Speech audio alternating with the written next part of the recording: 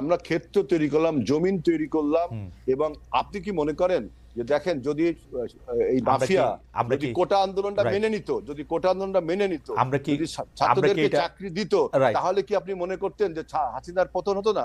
তারপরেও হাসিনার পতন হতো, কারণ রাজনৈতিক দলগুলো তখনও আপনারা হয়তো আন্দোলন সংগ্রামে ছিল। অর্থাৎ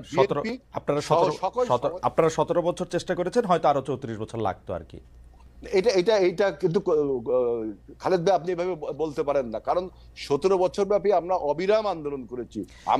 আমরা সেই 12 সাল থেকে হেলাল ভাই আমি আবার আপনার কাছে আসবো।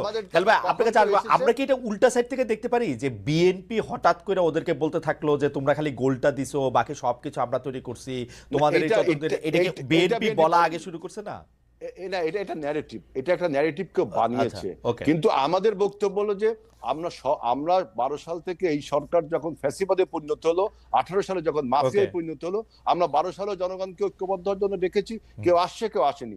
18 সালেও ডেকেছি, কেউ আসছে কেউ আসেনি। 24 সালে যখন সবাই আসলো, তখন আমরা ফাইনালি হাসিনাকে বিদায় করতে সক্ষম হলাম। এখন